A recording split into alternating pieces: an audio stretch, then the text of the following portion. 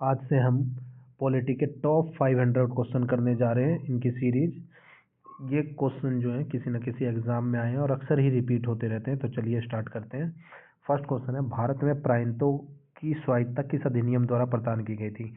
तो भारतीय स्वतंत्रता अधिनियम 1947, भारतीय सरकार अधिनियम 1935, मिंटो मार्ले सुधार 1909 या मॉन्टेग्यू चेम्सफोर्ड सुधार 1909।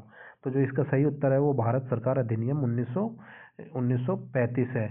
भारत सरकार अधिनियम 1935 है। इसकी व्याख्या क्या है, इसके अंदर क्या होती है, जब ये शुरुआत हुई थी ना, इससे प्रांतों जो थे ना उसके आंतरिक प्रशासन में अधिक अधिकार और स्वतंत्रता मिल गई थी। ठीक है, नेक्स्ट क्वेश्चन स्टार्ट करते हैं। शासन की एकलक पद्धति का प्रमुख लाभ क्या है? तो जो शासन की एकलक पद्धति होती है उसका प्रमुख लाभ क्या था कि इससे है ना हमारे जो स्टेट है, जो केंद्र की सरकार है, वो शक्तिशाली बनते थे। तो इसका सही उत्तर क्या होगा? इसका सही उत्तर हो जाएगा दृढ़ राज्य। ठीक है, नेक्स्ट क्वेश्चन स्टार्ट करते हैं। नेक्स्ट क्वेश्चन है, जिस संविधान द्वारा भारत के संविधान का अधिनियम किया गया उसके सदस्य कौन थे? तो जिस संविधान सभा बनाई गई थी जो भारत का संविधान बनाने के लिए, ये पूछ रहा है कि उसके सदस्य कौन थे। तो राजनीतिक दलों द्वारा मनोनीत, या सीधे जनता द्वारा निर्वाचित होते थे, या विभिन्न प्रांतों के विधानसभाओं द्वारा निर्वाचित, या गवर्नर जनरल द्वारा नामित। तो इसका आंसर क्या है कि विभिन्न प्रांतों द्वारा जो है ना निर्वाचित होते थे वो। ठीक है, और इसका इसका जो संविधान सभा जो था ना अपना, उसका क्या था, गठन कैबिनेट मिशन योजना के तहत हुआ था, और इसके सदस्य प्रांतीय विधानसभाओं के अप्रत्यक्ष रूप से निर्वाचित किए जाते थे। नेक्स्ट क्वेश्चन देखते हैं। भारतीय संविधान में आपात अनुबंध कहाँ से लिए गए हैं? तो भारतीय संविधान जर्मनी का वाइमर, कनाडा का, संयुक्त राज्य अमेरिका का संविधान, या भारत सरकार अधिनियम। अब देखो, जो ये आपात उपबंध है ना, ये रियल में लिया गया भारतीय सरकार अधिनियम 1935। लेकिन मौलिक अधिकार जो होते हैं, जो हमारे मौलिक अधिकार होते हैं, उनका जो निलंबन होता है ना, वो जर्मनी के वाइमर संविधान से लिया गया है। लेकिन ज़्यादातर जो है वो संविधान से किस में लिए गए हैं? ज़्यादातर जो है वो अपने ज़्यादातर जो लिए गए हैं उपबंधों का एक बड़ा हिस्सा भारतीय सरकार अधिनियम 1935 से लिया गया है। ठीक है, नेक्स्ट क्वेश्चन देखते हैं। भारत की संविधान सभा किसके कहने पर बनाई गई थी? तो भारत की जो संविधान सभा है ना, Cripps mission, Wavell plan, cabinet mission, अगस्त प्रस्ताव। तो इसका जो सही उत्तर है वो है कैबिनेट मिशन। संविधान सभा का गठन जो है 1946 में हुआ था, कैबिनेट मिशन के सिफारिशों के आधार पर किया गया था, जिसका उद्देश्य भारत के लिए एक संविधान का निर्माण करना था।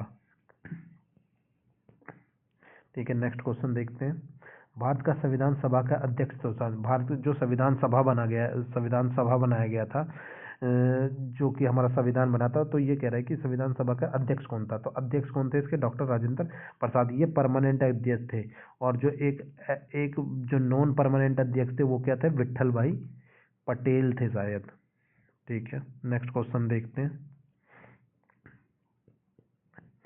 भारतीय संविधान की प्रस्तावना या प्रेमेबल में किस प्रकार के न्याय की बात कही गई है? धार्मिक या राजनीतिक न्याय, धार्मिक आर्थिक या धार्मिक, सामाजिक आर्थिक या राजनीतिक, या कानूनी। तो सभी प्रकार के न्याय जो कही गई है बात, सामाजिक भी, आर्थिक भी और राजनीतिक भी। ठीक है, 3 प्रकार के जो न्याय है वो कही गई है। नेक्स्ट क्वेश्चन देखते हैं। संविधान की प्रस्तावना में भारत को किस रूप में घोषित किया गया? तो भारत को जो घोषित किया गया है वो क्या है? प्रभुत्व संपन्न, समाजवादी, पंथनिरपेक्ष, लोकतांत्रिक, गणराज्य है। और ये जो इसके अंदर जो पंथ निरपेक्ष थे और समाजवादी जो थे, ये दो कब जुड़े थे ये याद रखना। 42वां संविधान संशोधन 1976 द्वारा समाजवादी और पंथ निरपेक्ष शब्द जोड़े गए थे। ठीक है, नेक्स्ट क्वेश्चन देखते हैं। भारत पूर्ण संप्रभु लोकतांत्रिक गणराज्य कब बना? तो अब इस क्वेश्चन में देखिए कि कई भारत भारत का जो गणराज्य का था ना, वो था, संविधान को कब अपनाया गया था हमारे में? 26 नवंबर 1949 को अपनाया गया था। इसी दौरान बना है। और लेकिन लागू कब हुआ? लागू जो अपना ये हुआ था ना, अपनाया गया 26 नवंबर 1949, लेकिन लागू हुआ 26 जनवरी 1950। लेकिन डेमोक्रेटिक रिपब्लिक कब से बना है? जब से उसने अपनाया है, लागू नहीं हुआ है। तो ये कन्फ्यूज़न रहती है किसी में, तो ये इसका करेक्ट आंसर होगा, जो ज़्यादातर एग्जाम में बच्चे गलत करते हैं। ये इंपॉर्टेंट क्वेश्चन भी है। ठीक है। नेक्स्ट देखते हैं, संविधान की उद्देशिका का संशोधन कितने बार किया जा सकता है। जो संविधान की उद्देशिका का जो संशोधन है सिर्फ एक बार हुआ है अब तक, और वो कब हुआ है, वो हुआ है 1976 में हुआ था, 1976 में हुआ है 42वें संविधान संशोधन में। इसके द्वारा क्या क्या जोड़ा गया था, समाजवादी जोड़ा गया था, पंथ निरपेक्ष जोड़ा गया था और अखंडता जोड़ी गई थी। ठीक है। नेक्स्ट क्वेश्चन देखते हैं, भारतीय संविधान में संघीय शब्द का प्रयोग कहाँ हुआ था। तो भारतीय संविधान का भाग में, अनुच्छेद में, प्रस्तावना में या संविधान में कहीं नहीं। तो इसका सही उत्तर है संविधान में, कोई संविधान में कहीं नहीं। भारतीय संविधान संघीय शब्द का प्रयोग ही नहीं करता है। इसके लिए जो अनुच्छेद 1 है वो क्या है कि भारत राज्यों का संघ है। ठीक है। नेक्स्ट क्वेश्चन देखते हैं, नेक्स्ट क्वेश्चन ये है, भारतीय संविधान के अनुच्छेद 1 में यह घोषणा की गई कि इंडिया अर्थात भारत क्या है। तो भारत क्या है, एक एकात्मक राज्य, संघीय राज्य, राज्यों का संघ या अर्ध संघीय राज्य। तो इसका क्या आंसर होगा, करेक्ट आंसर राज्यों का संघ है। अनुच्छेद 1 यही बताता है कि भारत एक राज्यों का संघ है। ठीक है। नेक्स्ट क्वेश्चन देखते हैं, किस अनुच्छेद में इंडिया को भारत भी कहा गया है। तो इंडिया को भारत भी कहा गया है, किस अनुच्छेद में कहा गया है, ये कहा गया है अनुच्छेद 1 में। ये किस में कहा गया है, अनुच्छेद 1 में। अनुच्छेद 1 क्या है कि भारत राज्यों का संघ भी है और इंडिया को भारत कहा गया है। ठीक है। नेक्स्ट क्वेश्चन देखते हैं 13, भारत में किस प्रकार का संघवाद देखा जाता है। तो भारत में किस प्रकार का संघवाद देखा जाता है। भारत में जो है फर्स्ट, राज्य को संघ से अलग होने की स्वतंत्रता है, या राज्यों को संघ के बराबर शक्तियां हैं, संघ बनाकर राज्यों का गठन करना है, राज्य और संघ के बीच शक्तियों का कठोर विभाजन। तो भारत में जो संघवाद है वो क्या है कि राज्यों संघ बनाकर राज्यों का गठन करना है। ठीक है। इसे, और ये जो फर्स्ट वही है, भारत को क्या कहा गया है, यूनियन ऑफ स्टेट भी कहा गया है। ठीक है। नेक्स्ट क्वेश्चन देखते हैं, भारतीय संविधान लागू कब हुआ। तो भारतीय संविधान लागू कब हुआ, भारतीय संविधान लागू हुआ 26 जनवरी 1950 में।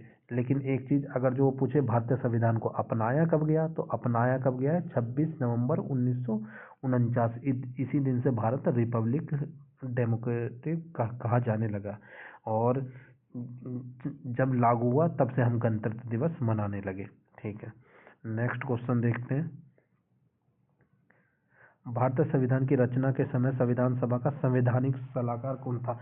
जब भारतीय संविधान का जो संवैधानिक सलाहकार उस टाइम पे था BN Rao, sir Benegal Narasimha Rao. Sir Benegal Narasimha Rao संविधान सभा के सलाहकार थे, और इन्होंने कई देशों के संविधानों का अध्ययन किया था। ठीक है। नेक्स्ट क्वेश्चन देखते हैं, सरकार की किस प्रणाली में द्विसदन पद्धति एक अनिवार्य लक्ष्य है। तो सरकार की किस प्रणाली में द्विसदन है, तो किस प्रणाली में है, सदन एकात्मक, संसदीय, अध्यक्ष या संघीय प्रणाली। तो किस में है, संघीय प्रणाली में। किस में है, ये संघीय प्रणाली। संघीय प्रणाली क्या है, इसमें द्विसदन मतलब द्विसदन पद्धति यानी दो है, दो कौन है, लोकसभा और राज्यसभा का होना आवश्यक है, जिसमें एक सदन तो संघ का करता है और दूसरा सदन राज्यों का प्रतिनिधित्व करता है। ठीक है। नेक्स्ट क्वेश्चन देखते हैं, भारत एक कैसा देश है। तो भारत राजतंत्र, तानाशाही, साम्यवादी या लोकतंत्र। भारत कैसा देश है, भारत एक डेमोक्रेटिक यानी लोकतंत्र देश है। भारत एक लोकतंत्र देश है। नेक्स्ट क्वेश्चन देखते हैं, भारत में एकल नागरिकता की अवधारणा कहाँ से ली गई है। तो जैसे देखा है कि भारत में संविधान में बहुत सी चीज़ें अलग अलग देशों से ली गई है। तो जो सिंगल सिटीजन यानी एकल जो नागरिकता है वो भारत में कहाँ से ली गई है। तो एकल जो नागरिकता है वो भारत में इंग्लैंड से ली गई है। कहाँ से ली गई है, इंग्लैंड से ली गई है। इसके अनुसार क्या कहते हैं कि भारतीय संविधान में भारतीय संविधान में एकल नागरिकता प्रावधान ब्रिटेन के संविधान से प्रेरित है, जिसका अर्थ है कि एक व्यक्ति केवल भारत का नागरिक हो सकता है, किसी राज्य का नहीं। ठीक है। नेक्स्ट क्वेश्चन देखते हैं, संविधान का कह रहा है कौन सा भाग नागरिकता के प्रावधानों से संबंधित है। तो इसका आंसर क्या होगा, इसका आंसर होगा भाग 2, संविधान का भाग 2 जो है वो नागरिकता के प्रावधानों से संबंधित है। और भाग सेकंड में कहाँ से, अनुच्छेद 5 से 11 तक जो है नागरिकता का है। ये इंपॉर्टेंट क्वेश्चन है, अनुच्छेद 5 से 11 तक नागरिकता होती है। ठीक है, नेक्स्ट क्वेश्चन देखेंगे, भारतीय संघवाद किसके निकट है? तो भारतीय संघवाद किसके निकट है? तो भारतीय जो संघवाद है अमेरिका के, ऑस्ट्रेलिया के, कनाडा के या ब्रिटेन के। तो भारतीय संविधान जो है ना वो संघवाद जो है वो कनाडा के भारतीय संघवाद कनाडा के संघीय मॉडल के समान है, जिससे केंद्र सरकार मजबूत होती है और इसे यूनियन ऑफ स्टेट्स भी कहा जाता है। नेक्स्ट क्वेश्चन देखते हैं, भारतीय संविधान ने भारतीय महासंघ की योजना किसके संविधान से ली गई थी? तो भारतीय संविधान में भारतीय महासंघ की, तो federation with a strong centre की अवधारणा जो ली गई थी वो किससे ली गई थी? कनाडा से ली गई थी। तो ये ध्यान देना है कि जो ये है भारतीय महासंघ से, ये किससे ली गई है? कनाडा से। इसका सही आंसर कनाडा होगा। नेक्स्ट क्वेश्चन देखते हैं 23वां, भारत के संविधान का निर्माता किसे माना जाता है? तो ये बहुत ही इजी क्वेश्चन है तथा इम्पोर्टेंट क्वेश्चन भी है कि भारत के संविधान का निर्माता किसे माना जाता है? तो निर्माता माना जाता है B.R. अम्बेडकर को निर्माता माना जाता है, और B.R. अम्बेडकर को क्यों माना जाता है? ये ड्राफ्टिंग कमेटी के भी अध्यक्ष थे और इन्हें चीफ आर्किटेक्ट भी माना जाता है। इन्हें भारतीय संविधान का चीफ आर्किटेक्ट भी माना जाता है। नेक्स्ट क्वेश्चन देखते हैं, भारतीय संविधान के आधारभूत अभिलक्षण कौन से हैं जिन्हें अनुच्छेद 368 के अंतर्गत संशोधित नहीं किया जा सकता? तो मौलिक अधिकार और राज्य के नीति निर्देशक तत्व, राष्ट्रपति के चुनाव की प्रक्रिया, संप्रभुता, क्षेत्रीय अखंडता, संघीय प्रणाली, न्यायिक समीक्षा और संसदीय प्रणाली, या डी एकल नागरिकता और द्विसदन। तो इसका आंसर क्या है? संप्रभुता, क्षेत्रीय अखंडता, संघीय प्रणाली, न्यायिक समीक्षा और प्रणाली। जो एक चीज ध्यान रखिएगा, जो इसमें हुआ था केशवानंद भारती मामला 1973 हुआ था, इसके अंदर क्या बोला था? सर्वोच्च न्यायालय ने संविधान के मूल ढांचे का सिद्धांत दिया था है कि आप संविधान के जो मूल ढांचे हैं ना उसको संशोधित नहीं कर सकते आप। ये बहुत इंपॉर्टेंट क्वेश्चन है, ये बात ध्यान रखना। नेक्स्ट क्वेश्चन देखते हैं, विश्व का बड़ा सबसे संविधान किस देश का है? तो विश्व सबसे बड़ा जो संविधान है वो अपने ही देश भारत का है। विश्व का जो सबसे बड़ा जो संविधान है वो अपने देश भारत का ही है। भारत संविधान दुनिया का सबसे लंबा और सबसे विस्तृत लिखित संविधान है, जिसमें मूल रूप से 395 अनुच्छेद, अब तो बढ़ गए हैं, ठीक है, 8 अनुसूचियां, और वर्तमान में 470 अनुच्छेद और 12 अनुसूचियां हो गई हैं। ये पहले थी, ठीक है। नेक्स्ट क्वेश्चन देखते हैं, संघ सूची में कितने आइटम्स हैं? संघ सूची में, तो संघ सूची जो यानी हमारी जो 3 टाइप की लिस्ट होते हैं ना, तो यूनियन लिस्ट में पहले तो 97 थे, अब देखनी पड़ेगी, अब शायद लगभग 100 के आसपास है, ठीक है। और ये ध्यान रखना, जो यूनियन लिस्ट होता है ना, इस पे कानून सिर्फ यूनियन से याद रखना, यूनियन पे कानून है ना सिर्फ सेंटर बना सकती है, सेंट्रल गवर्नमेंट, ठीक है।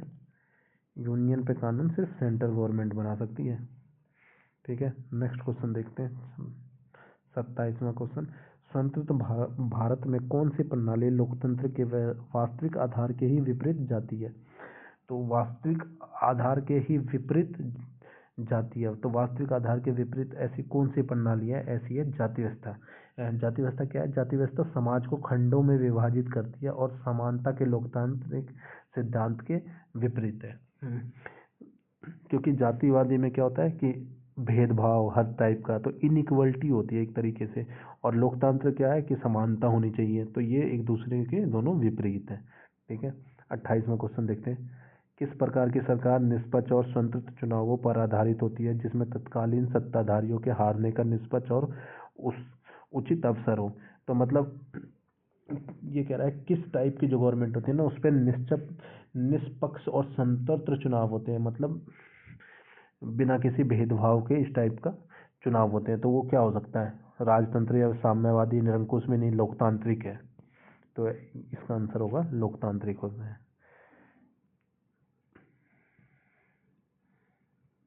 29वां क्वेश्चन, भारतीय संविधान में मूलभूत अधिकार यानी जो कि फंडामेंटल राइट्स हैं संविधान का, वो कहाँ से लिए गए हैं? तो मूलभूत, देखो सबसे पहला मूलभूत जो अधिकार है ना, वो लिए गए हैं मूलभूत अधिकार, हाँ, अमेरिका के संविधान से, ठीक है।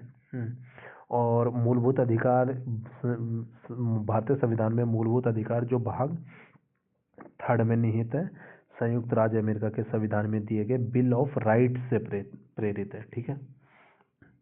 नेक्स्ट क्वेश्चन देखते हैं, प्रारंभ में कितने मौलिक अधिकार दिए गए थे? तो प्रारंभ में कितने मौलिक अधिकार थे? प्रारंभ में 7 मौलिक अधिकार। प्रारंभ में कितने मौलिक अधिकार थे? प्रारंभ में 7 मौलिक अधिकार दिए गए थे। प्रारंभ में 7 मौलिक अधिकार दिए गए थे। लेकिन 44वां संशोधन जो हुआ, उसके अंदर क्या हुआ? 44वां संशोधन हुआ 1978 द्वारा, है। इसके अंदर क्या करा, जो संपत्ति के अधिकार था ना, उस संपत्ति के अधिकार को, जो संपत्ति का अधिकार था उसको मौलिक अधिकार को सूची से हटा दिया गया, इसलिए अब 6 मौलिक अधिकार है। तो कई बार क्वेश्चन पूछते हैं कि कौन सा अधिकार को हटा दिया गया, तो 44वें संशोधन में किसको हटा गया? राइट टू प्रॉपर्टी को हटा दिया गया, ठीक है। नेक्स्ट क्वेश्चन देखते हैं, स्वतंत्रता का अधिकार भारतीय संविधान के किन अनुच्छेद में वर्णित है? तो स्वतंत्रता जो है ना, स्वतंत्रता का अधिकार भारतीय संविधान के अनुच्छेद 19 से 22 में शामिल है, जो अभिव्यक्ति की स्वतंत्रता, जीवन का अधिकार आदि 6 टाइप की इसके अंदर स्वतंत्रता होती है, उसके बारे में है, ठीक है। नेक्स्ट क्वेश्चन देखते हैं, एक रीट किसके द्वारा जारी की जाती है? तो जो रीट होती है वो किसी भी हाई कोर्ट या सुप्रीम कोर्ट द्वारा जारी की जा सकती है। एक चीज़ और, कई बार ये क्वेश्चन आ जाता है कि जो रिट की है ना, तो रिट की जो सुप्रीम कोर्ट यानी उच्चतम न्यायालय में जो अनुच्छेद है रिट रिलेटेड, वो क्या है? अनुच्छेद 32। और जो उच्च न्यायालय में है, जो हाई कोर्ट में है, वो क्या है? अनुच्छेद 226। तो ये बहुत इंपॉर्टेंट क्वेश्चन है, इसको याद रखना रिटों के। नेक्स्ट क्वेश्चन देखते हैं, निजी स्वतंत्रता पर का एक आधार क्या है? निजी स्वतंत्रता यानी पर्सनल लाइबिलिटी का एक आधार क्या है? परमदेश, उत्प्रेषण, अधिकार वृक्षा या बंदी प्रत्यक्षीकरण। यानी इसका आंसर क्या है? बंदी प्रत्यक्षीकरण। इसका अर्थ क्या होता है? इसका अर्थ होता है शरीर को प्रस्तुत करना या किसी व्यक्ति के अवैध निरोध के खिलाफ सुरक्षा प्रदान कर उसकी निजी स्वतंत्रता को सुनिश्चित करती है, ठीक है। नेक्स्ट क्वेश्चन देखते हैं, 34, किसी व्यक्ति के अवैध निरोध, इलीगल डिटेंशन के मामले में न्यायालय द्वारा कौन सी रिट जारी की जाती है? अब अवैध निरोध मतलब क्या है कि बिना किसी लीगल एक्शन के जो पकड़ लेते हैं, तो उसके अंदर क्या है, कौन सी रिट जारी की जाती है? उसका क्या होता है? बंदी प्रत्यक्षीकरण। यह रिट अवैध रूप से हिरासत में ले गए व्यक्ति को न्यायालय के समक्ष प्रस्तुत करने का आदेश देती है, ठीक है। नेक्स्ट क्वेश्चन देखते हैं, भारतीय संविधान में किस प्रकार के विशिष्ट व्यवस्था की गई है? तो भारतीय संविधान में किस प्रकार के रेटों की व्यवस्था की गई है? तो भारतीय संविधान में कौन कौन से रेट हैं? परमदेश, प्रतिषेध, बंदी प्रत्यक्षीकरण, उत्प्रेषण और अधिकार प्रच्छा, ठीक है। और इसके अंदर मतलब क्या क्या है? अच्छा, रेट से संबंधित अभी थोड़ी देर पहले भी बताया था कि जो सुप्रीम कोर्ट यानी उच्चतम न्यायालय में तो 32 है, हाई कोर्ट में जो रेट से रिलेटेड है वो 226 है, और 5 प्रकार के रेटों का प्रावधान है। 5 बंदी प्रत्यक्षीकरण, परमदेश, ये किससे रिलेटेड होता है? परमादेश वाला सरकारी ऑफिसरों से रिलेटेड होता है। प्रतिषेध और उत्प्रेषण और अधिकार प्रच्छा, ठीक है। नेक्स्ट क्वेश्चन देखते हैं, भारतीय संविधान में कितने प्रकार की रिट जारी किए जा सकते हैं? अभी क्वेश्चन अभी ऊपर आया था कि भारतीय संविधान में कितने प्रकार की रिट जारी हो सकते हैं? 5 प्रकार की। और ये कौन कौन है? उच्चतम न्यायालय और उच्च न्यायालय द्वारा 5 प्रकार की रिटें जारी की जा सकती है, ठीक है, जैसा कि ऊपर वाले प्रश्न में बताया गया था। और जो उच्चतम न्यायालय की रिट होती है वो आप बताओ, और उच्च न्यायालय जो होती है उसका बताओ। अभी जस्ट ऊपर गया था, ठीक है। नेक्स्ट क्वेश्चन देखते हैं। कौन सी याचिका परमदेश कोर्ट द्वारा किसी सरकारी अधिकारी को उनके आधिकारिक कार्य करने के लिए दी जाती है? तो सरकारी आदमी से रिलेटेड क्या होती है? मैंडामस यानी परमादेश। परमादेश का शाब्दिक अर्थ है हम आदेश देते हैं। यह रेट किसी सार्वजनिक अधिकारी या प्राधिकारी को उसके कानूनी कर्तव्य का पालन करने के बारे में बताती है, ठीक है। नेक्स्ट क्वेश्चन देखते हैं। संविधान के अनुसार जीवन का अधिकार क्या है? संविधान के अनुसार जीवन का अधिकार क्या है? तो जीवन का अधिकार जो है ना, जीवन का अधिकार वो क्या है? वो मौलिक अधिकार है। जीवन का अधिकार मौलिक अधिकार माना जाता है, राइट टू लाइफ। और राइट टू लाइफ किसके कौन से आर्टिकल के अंदर आता है? ये बहुत इंपॉर्टेंट क्वेश्चन है। ये आता है 21 के अंदर, राइट टू लाइफ। ये बहुत बार रिपीट हुआ है क्वेश्चन। नेक्स्ट क्वेश्चन देखते हैं।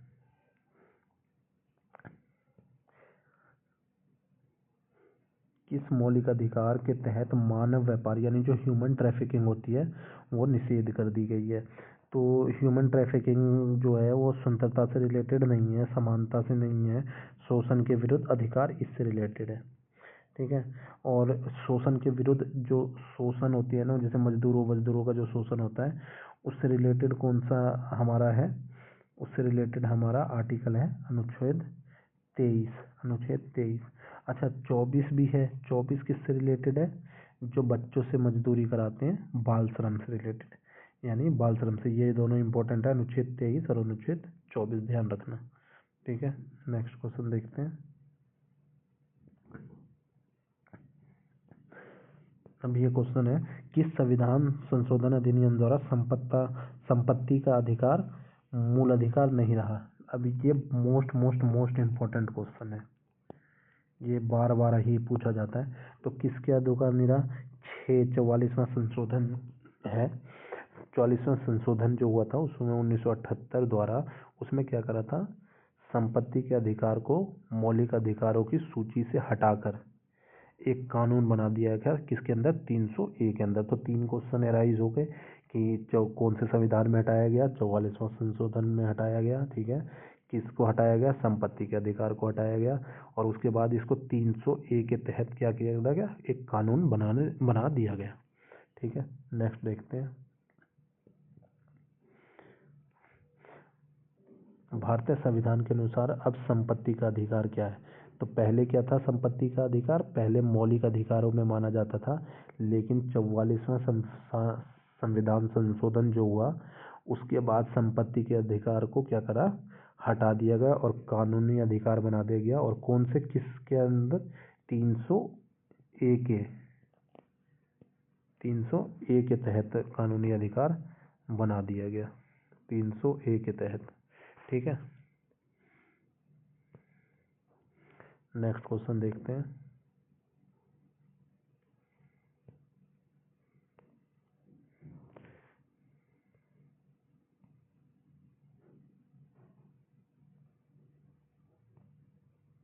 नेक्स्ट क्वेश्चन देखते हैं। वह कौन सा अधिकार है जो डॉक्टर अंबेडकर के अनुसार संविधान का हृदय और आत्मा कहा जा सकता है? तो ये बहुत मोस्ट इम्पोर्टेंट क्वेश्चन है कि संविधान का हृदय और आत्मा किसे कहा दिया जाता है? तो स्वतंत्रता का अधिकार नहीं है, समानता का नहीं है, धार्मिक स्वतंत्रता का नहीं है। इसका आंसर है संवैधानिक उपचारों का अधिकार।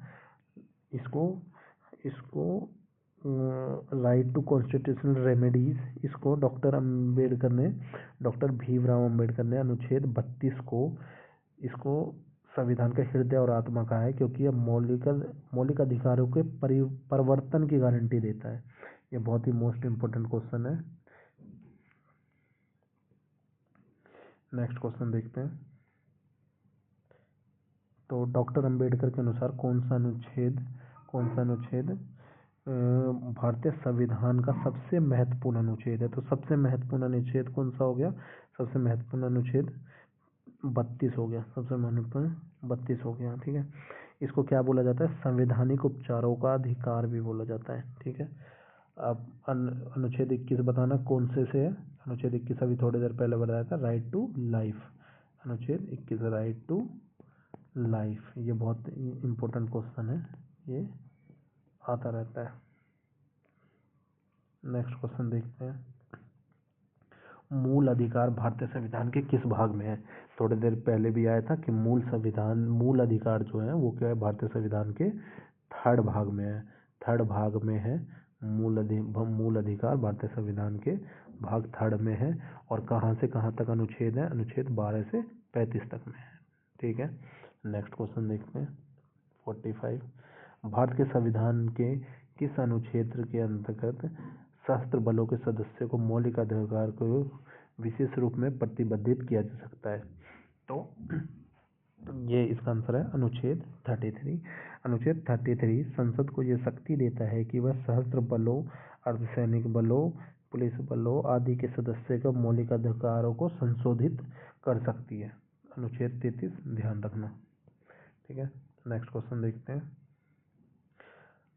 भारतीय संविधान में अल्पसंख्यक जो माइनॉरिटीज है उनको मान्यता किस आधार पर दी गई है? तो बहुत बच्चे इसका आंसर जाति लगाते हैं, जो कि बिल्कुल गलत है। भारतीय संविधान में जो अल्पसंख्यक को मान्यता दी गई है वो या तो धर्म पे या भाषा पे दी गई है। ठीक है, और भारतीय संविधान अल्पसंख्यकों को उनकी धार्मिक और भाषाई की पहचान पर मान्यता देता है, जैसा कि अनुच्छेद 29 और 30 में वर्णित है। तो अल्पसंख्यकों की मान्यता से रिलेटेड अनुच्छेद 2, 3, 29 और 30 है, ये भी ध्यान रखना है। नेक्स्ट क्वेश्चन देखते हैं, संविधान में जो मौलिक कर्तव्य होते हैं किस संशोधन द्वारा जोड़े गए थे? तो मौलिक कर्तव्य यानी फंडामेंटल ड्यूटीज। तो फंडामेंटल जो ड्यूटीज थे, सबसे पहले फंडामेंटल जो ड्यूटीज थे वो जोड़े गए। वो कब हुआ? 42वां संशोधन हुआ। 42वां संशोधन, अब इसके अंदर और इम्पोर्टेंट क्या बन सकता है? 42वां संशोधन कब हुआ? 1976 में, 1976 में। और संशोधन कौन सी समिति थी? स्वर्ण सिंह समिति। कौन सी समिति थी? स्वर्ण सिंह समिति की सिफारिश पे जोड़ा गया था। ये बहुत इंपॉर्टेंट क्वेश्चन है। ठीक है, नेक्स्ट क्वेश्चन देखते हैं, संविधान का कौन सा अनुच्छेद मौलिक कर्तव्य से संबंधित है? तो मौलिक कर्तव्य से जो अनुच्छेद संबंधित है वो कौन है? मौलिक कर्तव्य संविधान के भाग कौन सा? भाग 4A में अनुच्छेद पूछे तो 51 है, भाग पूछे तो भाग 4A, अनुच्छेद पूछे तो अनुच्छेद 51A। ठीक है, नेक्स्ट क्वेश्चन देखते हैं, भारतीय संविधान में वर्तमान में कितने मौलिक कर्तव्य उल्लिखित हैं? तो भारत के वर्तमान में कितने मौलिक कर्तव्य हो गए हैं? 11 हो गए हैं, लेकिन मूल रूप से पहले कितने थे? 10 कर्तव्य थे। ठीक है, लेकिन 86वें संशोधन में 2002 में हुआ था, जो कि एक कर्तव्य जोड़ा गया, जिससे इससे वर्तमान में इनकी संख्या 11 हो गई। तो पेपर में पूछ सकते हैं कि एक कर्तव्य कब जोड़ा गया? 86वें संविधान संशोधन में, कौन सी ईयर में? 2002 में। ठीक है, नेक्स्ट क्वेश्चन देखते हैं, मौलिक अधिकार जो होते हैं उसको निलंबित कौन कर सकता है? मौलिक अधिकार जो होते हैं उसको निलंबित कौन कर सकता है? तो मौलिक अधिकार को सिर्फ राष्ट्रपति द्वारा निलंबित किया जा सकता है। और राष्ट्रीय आपातकाल के दौरान, यानी अनुच्छेद 352 जब लगी हो नेशनल इमरजेंसी के दौरान, उस समय राष्ट्रपति मौलिक अधिकारों में भी हर किसी को नहीं, मौलिक 20 और 21 को छोड़ के 21 वाला कौन सा था? Right to life. तो क्वेश्चन बहुत बन सकते हैं इसमें कि राष्ट्रीय आपात के समय राष्ट्रपति कौन कर सकता है? पहले तो राष्ट्रपति कर सकता है। कौन सी इमरजेंसी? आपातकाल के टाइम, लेकिन 20 और 21 नहीं होंगे, इनको छोड़ के निलंबित कर सकता है। ठीक है, नेक्स्ट क्वेश्चन देखते हैं, मौलिक अधिकारों पर यथोचित प्रतिबंध कौन लगा सकता है? तो मौलिक अधिकारों पर जो रीजनेबल रेस्ट्रिक्शन, वो उसकी सिर्फ अथॉरिटी राष्ट्रपति पे नहीं, प्रधानमंत्री पे नहीं, उच्चतम न्यायालय पे भी नहीं, संसद लगा सकती है बस। ठीक है, सिर्फ संसद के पास होती है ये अथॉरिटी। नेक्स्ट क्वेश्चन देखते हैं, अब नागरिकों, हमारे देश में कुछ नागरिकों और बाहर के लोगों के लिए भी मतलब अधिकार है। तो कौन कौन से नागरिक? अब ये कह रहा है कि नागरिकों को और विदेशियों दोनों को प्राप्त है।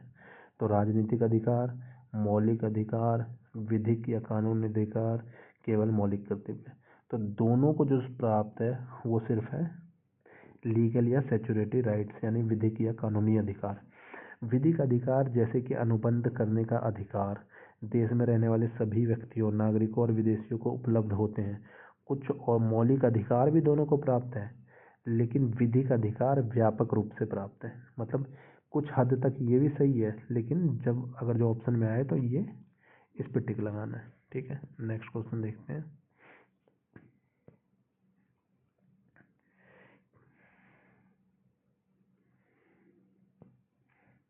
किसी धर्म विशेष के संवर्धन में करों की भुगतान की अनिवार्यता से मुक्ति गारंटी दी गई है।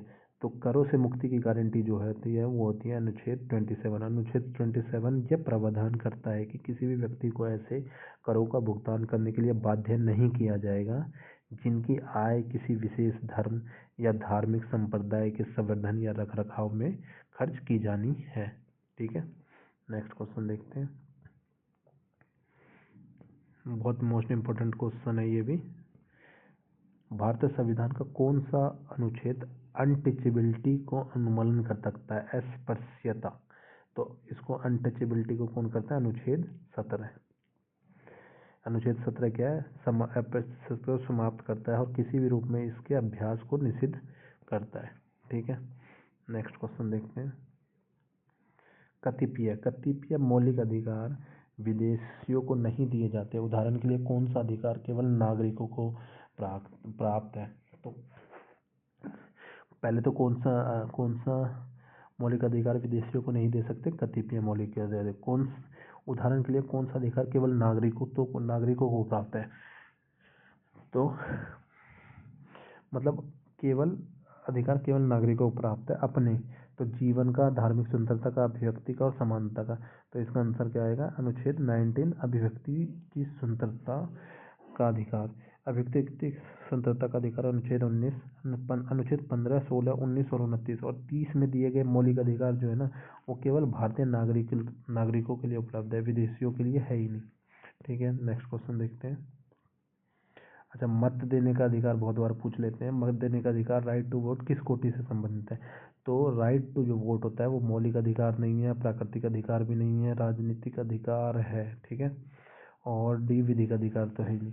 तो मत देने का अधिकार एक राजनीतिक अधिकार माना जाता है जो नागरिक को सरकार के गठन और प्रशासन में भाग लेने में सक्षम बनाता है। ठीक है, नेक्स्ट क्वेश्चन देखते हैं।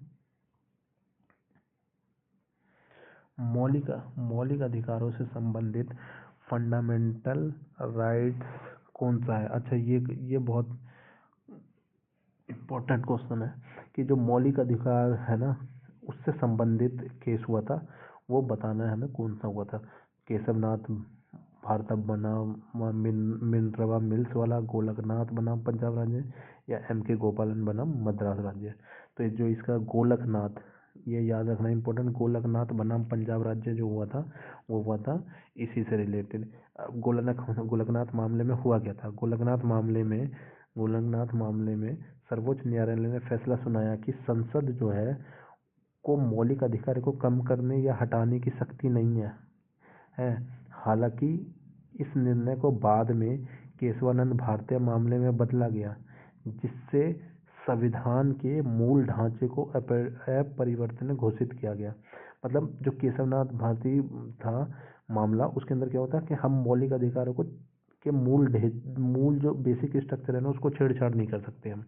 ठीक है, नेक्स्ट क्वेश्चन देखते हैं। भारत के संविधान में राजनीति के निर्देशक सिद्धांतों की अवधारणा किससे ली गई है? यानी DPSP, directive principle of state, किससे ली गई है? तो ये किससे ली गई है? ये ली गई है आयरलैंड से। किससे ली गई है? आयरलैंड से। ठीक है, नेक्स्ट क्वेश्चन देखते हैं। भारतीय संविधान का भाग 4 किससे संबंधित है? तो भारतीय संविधान का जो भाग 4 किससे संबंधित है? भाग 4 राज्य के नीति निर्देशक तत्व से संबंधित है। और भाग 4 के अंदर अनुच्छेद कहाँ से कहाँ आते हैं?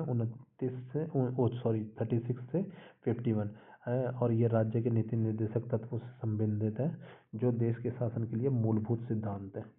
ठीक है, नेक्स्ट क्वेश्चन देखते हैं। भारत के संविधान में निर्देशक सिद्धांतों को शामिल किए जाने का मुख्य उद्देश्य क्या है? तो मुख्य उद्देश्य क्या है भारतीय में? सामाजिक आर्थिक लोकतंत्र स्थापित करने के लिए किया जाता है।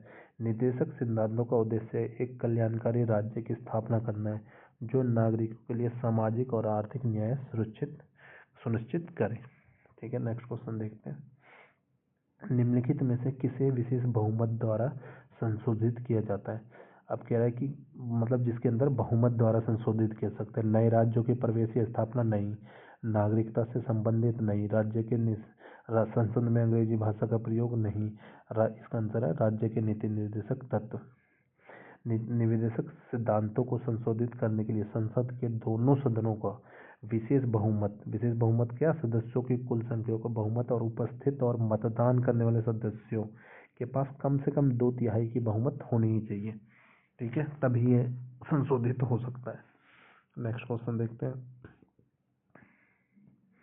भारतीय संविधान का कौन सा अनुच्छेद यह निर्धारित करता है कि राज्य के निर्देशक सिद्धांत किसी न्यायालय द्वारा लागू नहीं किए जा सकते?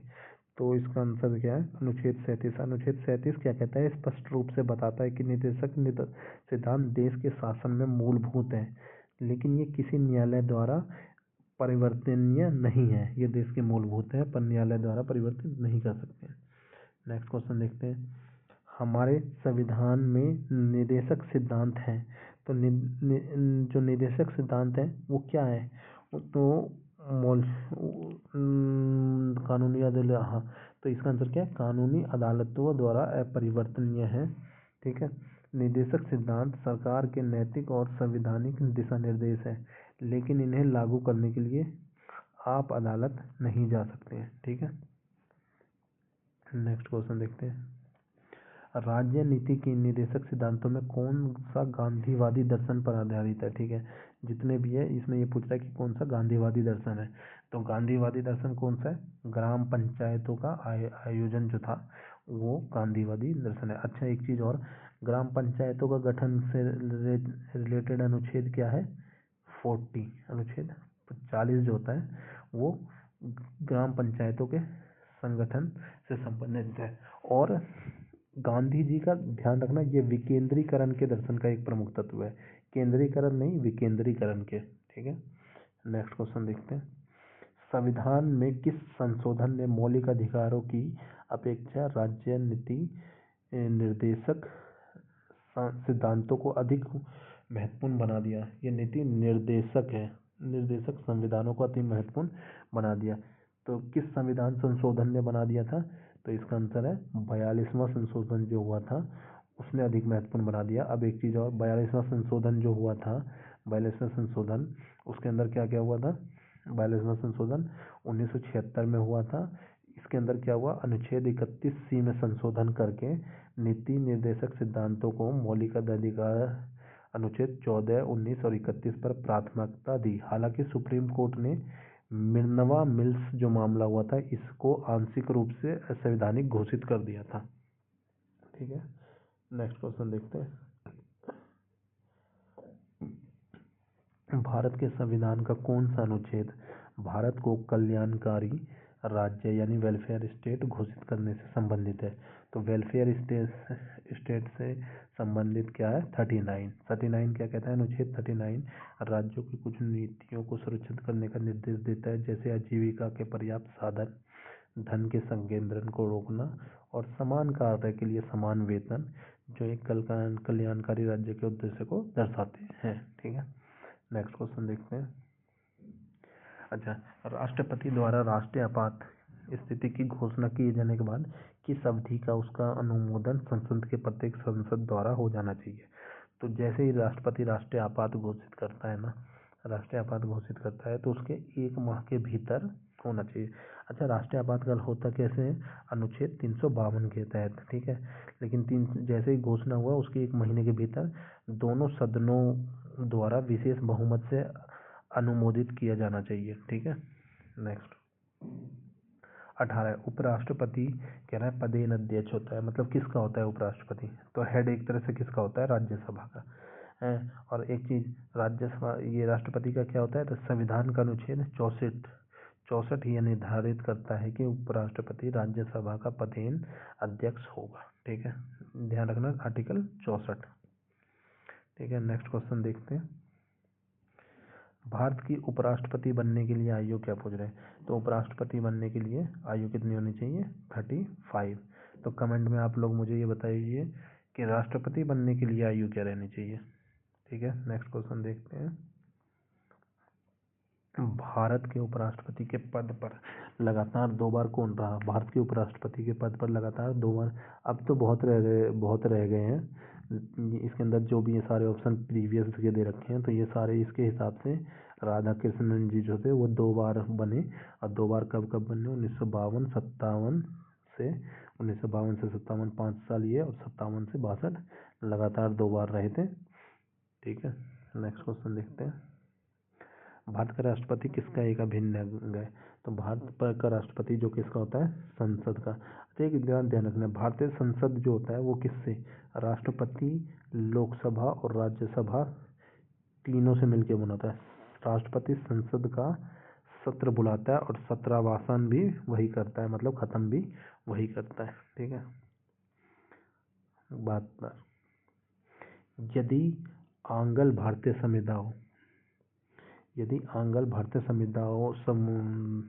समुदाय को लोकसभा में पर्याप्त प्रतिनिधित्व प्राप्त न हो तो समुदाय के 2 सदस्यों को किसके द्वारा नामित किया जा सकता है? ठीक है, तो आंग्ल भारतीय समुदाय के किसको कौन करता है? ये करता है राष्ट्रपति। राष्ट्रपति के पास ये शक्ति होती है कि वह समझे कि आंग्ल भारतीय समुदायों को लोकसभा में पर्याप्त प्रतिनिधित्व नहीं मिला है, तो वह समुदाय के 2 सदस्यों को नामित कर सकते हैं। हालांकि 104वें संविधान संशोधन नियम 2019 द्वारा इस प्रावधान को हटा दिया गया है। ठीक है, नेक्स्ट क्वेश्चन देखते हैं।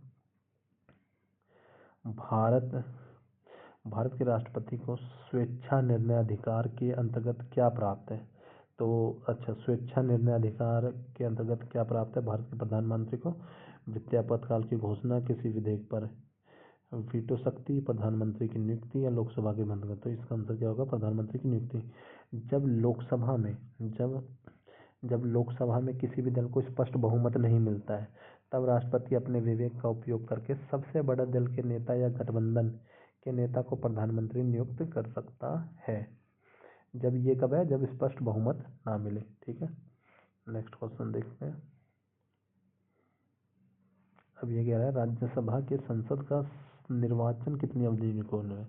तो राज्यसभा के संसद का निर्वाचन कितना होता है? 6 सालों तक होता है। ठीक है, राज्यसभा के संसद सदस्य 6 वर्ष की अवधि के लिए चुने जाते हैं और 2 वर्ष में 1/3 सदस्य सेवानिवृत्त हो जाते हैं।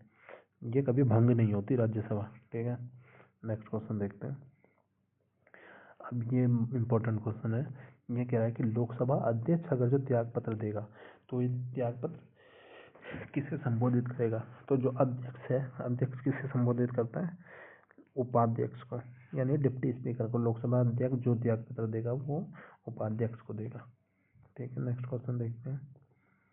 भारतीय संविधान के अनुसार एक संवैधानिक निकाय है कौन? एक कॉन्स्टिट्यूशनल बॉडी कौन है? कॉन्स्टिट्यूशनल बॉडी है वित्त आयोग। वित्त आयोग एक संवैधानिक निकाय है जिसका गठन संविधान के अनुच्छेद 280 के तहत राष्ट्रपति द्वारा की जाती है। तो वित्त आयोग किसके अनुच्छेद कौन सा हो गया? 280, और किसके द्वारा? राष्ट्रपति के द्वारा। ठीक है,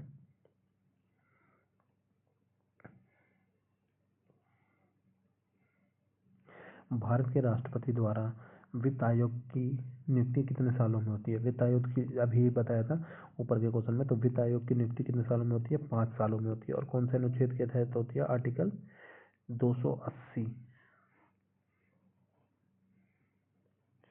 हर 5वें वर्ष या उससे पहले एक वित्त आयोग का गठन करते हैं। ठीक है,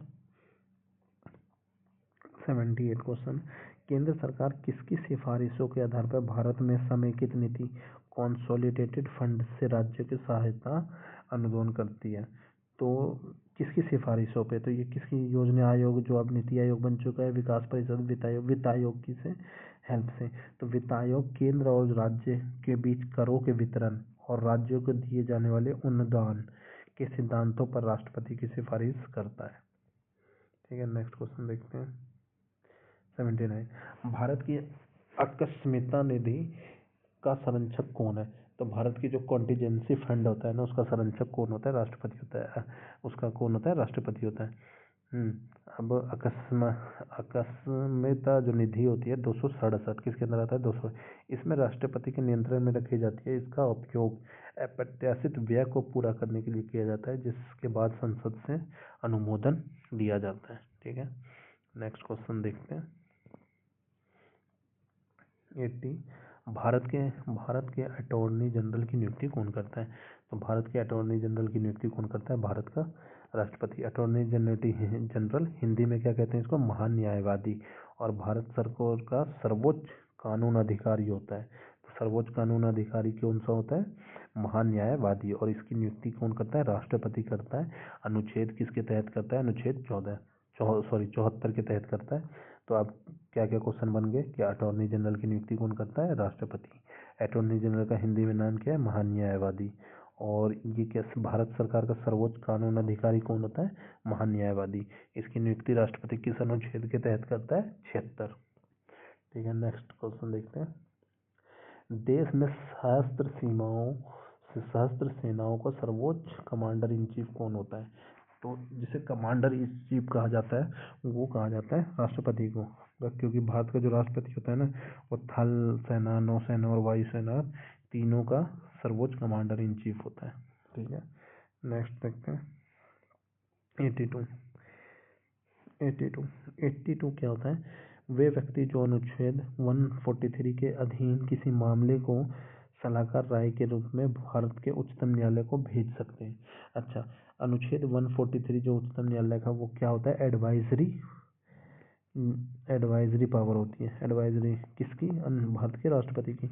अनुच्छेद 143 के तहत राष्ट्रपति के पास सार्वजनिक महत्व के कानूनी और तथ्यात्मक मामले पर सर्वोच्च न्यायालय से सलाहकार राय यानी एडवाइजरी जुडिक्शन मांगने का अधिकार है। ठीक है, नेक्स्ट क्वेश्चन देखते हैं। एकल हस्तांतरणीय मतदान पद्धति यानी सिंगल ट्रांसफरेबल वोट सिस्टम में हर मतदाता व्यक्त कर सकता है कितने? उतने विकल्प जितने चुनाव प्रत्याशी हैं। ठीक है, तो एकल हस्तांतरणीय मत प्रणाली में मतदाता वरीयता क्रम में उम्मीदवार को वोट देता है, यानी उतने विकल्प व्यक्त कर सकता है जितने उम्मीदवार चुनाव में है। ठीक है, नेक्स्ट क्वेश्चन देखते हैं। भारत के पहले राजनीतिज्ञ राष्ट्रपति कौन थे? तो भारत के पहले राजनीतिज्ञ राष्ट्रपति कौन थे? Doctor APJ Abdul Kalam. ये जो थे, ये साइंटिस्ट भी थे। इन्होंने देश के लिए बहुत कुछ किया है। अदर राष्ट्रपति से तो मुझे अच्छे ही लगते हैं सबसे। Explanation. Doctor APJ Abdul Kalam एक प्रसिद्ध वैज्ञानिक थे जिन्हें मिसाइल मैन के नाम से जाना जाता है, और उनका राष्ट्रपति कार्यकाल 2002 से 7 तक, और एक गैर राजनीतिक पृष्ठभूमि थी इनकी। ठीक है, नेक्स्ट देखते हैं। राष्ट्रपति ने अब तक कितनी बार राष्ट्रीय आपातकाल घोषणा की गई है? ठीक है, तो अब तक कितनी बार की गई है? अब तक 3 बार हो चुकी है। अब तक 3 बार हो चुकी है। ठीक है, भारत में 3 बार राष्ट्रीय, कब कब? 1962 में भारतीय चीन युद्ध के टाइम। ठीक है, और 1971 में भारत पाकिस्तान के युद्ध में। अच्छा, एक ये क्वेश्चन भी पूछ लेते हैं कि आंतरिक अशांति के कारण कब हुआ? 1975 में। ठीक है, भारत में कौन सा आपातकाल अभी तक नहीं लगा है? फाइनेंस वाला, वित्तीय आपातकाल अभी तक नहीं लगा है। ठीक है, नेक्स्ट क्वेश्चन देखते हैं।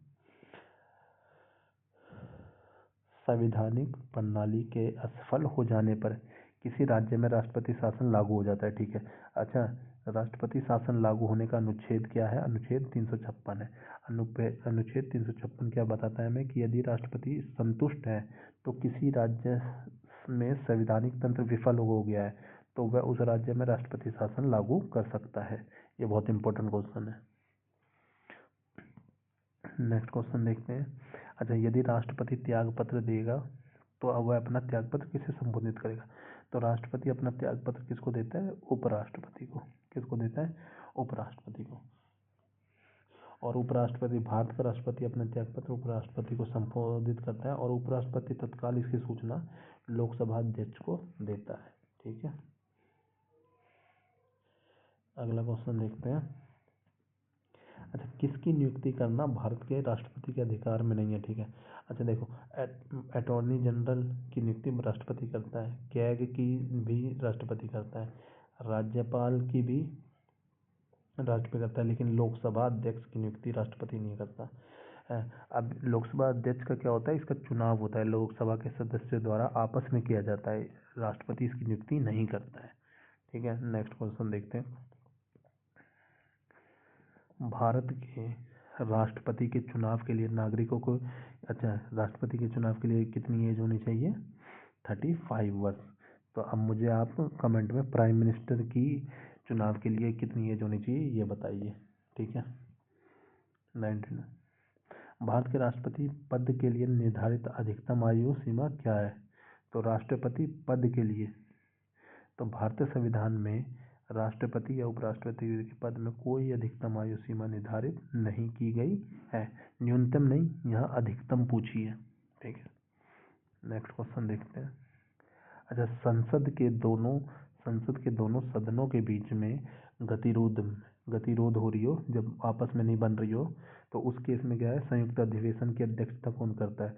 तो संयुक्त अधिवेशन जो संयुक्त अधिवेशन होगा ना, वो होगा 108 के तहत है, और कौन करेगा? लोकसभा स्पीकर, लोकसभा अध्यक्ष संसद के संयुक्त अधिवेशन को राष्ट्रपति बुलाते हैं, बुलाता कौन है? राष्ट्रपति है, एक अनुच्छेद 108, लेकिन इसकी अध्यक्षता लोकसभा अध्यक्ष करते हैं। तो बुलाता कौन है? राष्ट्रपति, और अनुच्छेद क्या है? 108, और इसकी अध्यक्षता लोकसभा अध्यक्ष करते हैं। ठीक है, 92। संविधान में कितने प्रकार के आपातकाल है? तो संविधान में कितने प्रकार के आपातकाल है? संविधान में 3 प्रकार के हैं। कौन कौन से हैं? तो पहला राष्ट्रीय आपातकाल, इसका अनुच्छेद क्या है? 352। ठीक है, और राष्ट्रीय आपातकाल इसका क्या है? 352। राष्ट्रपति शासन लग सकता है जो कि संवैधानिक तंत्र की विफलता से होता है, 356। और वित्तीय आपातकाल होता है 360, ये अभी तक लगा नहीं है। ठीक है, नेक्स्ट क्वेश्चन देखते हैं। भारत में राष्ट्रपति, वही क्वेश्चन आ गया कि भारत में राष्ट्रपति कितनी बार वित्तीय आपात स्थिति की घोषणा कर चुके हैं? तो भारत में राष्ट्रपति कितने बार कर चुके हैं? एक बार भी नहीं करी अभी। ठीक है, अच्छा, वित्तीय आपातकाल का अनुच्छेद क्या है? 360।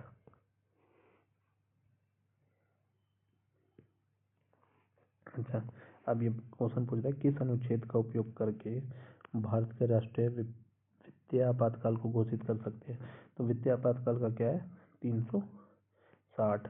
अब आप कमेंट में मुझे ये बताओ, 352 और 356 किसके लिए यूज होते हैं? नेक्स्ट क्वेश्चन है, भारत की स्वतंत्रता के बाद कितनी बार राष्ट्रीय आपातकाल लागू हो चुका है? तो स्वतंत्रता के बाद है ना, 3 बार हो चुका है, 1962, 1971 और 1975। ठीक है, तीनों बार नेशनल इमरजेंसी, 62 में जो युद्ध हुआ उसमें, 71 के युद्ध में, और 75 में किसके? आंतरिक अशांति के कारण लगा था। 96 क्वेश्चन देखते हैं। भारत का राष्ट्रपति अपने पद पर निर्वाचन के लिए कितनी बार खड़ा हो सकता है? तो राष्ट्रपति है, राष्ट्रपति का तो जितने बार भी मन करे उतने बार खड़ा हो सकता है, जितनी बार चाहे। भारतीय व्यवस्था राष्ट्रपति के पुनः निर्वाचन की संख्या पर कोई सीमा नहीं है। ठीक है, नेक्स्ट क्वेश्चन देखते हैं। अच्छा, राष्ट्रपति का अध्यादेश यानी ऑर्डिनेंस कितने अवधि के लिए लागू रहता है? तो राष्ट्रपति का अध्यादेश जो होता है वो 6 महीने के लिए होता है। ठीक है, अच्छा, ऑर्डिनेंस पावर जो होती है उसका अनुच्छेद क्या है? राष्ट्रपति द्वारा जारी अध्यादेश, अनुच्छेद 123, संसद का सत्र शुरू होने के बाद 6 सप्ताह या अधिकतम 6 महीने, यदि संसद 6 महीने तक का सत्र में ना हो तक लागू रह सकता है। ठीक है, नेक्स्ट क्वेश्चन देखते हैं। भारत के राष्ट्रपति उपराष्ट्रपति का चुनाव किया जाता है, तो उपराष्ट्रपति का चुनाव किसके कहने पर होता है? उपराष्ट्रपति का चुनाव होता है संसद के सदस्यों द्वारा। उपराष्ट्रपति का चुनाव संसद के दोनों सदनों, लोकसभा और राज्यसभा के सदस्यों, निर्वाचित और नामित जो भी हैं, से मिलकर बने निर्वाचक मंडल द्वारा किया जाता है। ठीक है। भारत के ये कह रहे हैं नेक्स्ट क्वेश्चन कि भारत के उपराष्ट्रपति के निर्वाचन में अगर जो संबंध में कोई विवाद आ गया तो उसको कहाँ हल किया जाना चाहिए, तो वो सिर्फ सुप्रीम कोर्ट में ही फाइल होना चाहिए। राष्ट्रपति या उपराष्ट्रपति के चुनाव से संबंधित सभी विभागों की जांच और निर्णय केवल सर्वोच्च न्यायालय द्वारा किए जाते हैं और उसका निर्णय जो होता है वो अंतिम होता है। ठीक है।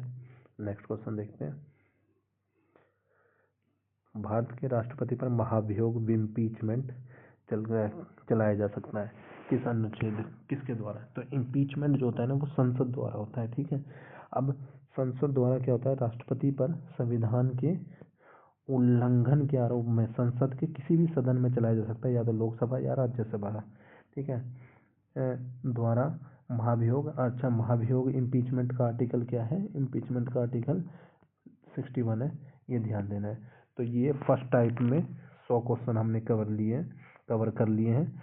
अब आगे के 4 टाइप में 400 क्वेश्चन आएंगे, टोटल 500। और ये क्वेश्चन मस्ट है क्योंकि किसी ना किसी एग्जाम में ये आते ही रहते हैं। ठीक है। आज के लिए बस इतना ही। चैनल को सब्सक्राइब कर दीजिएगा।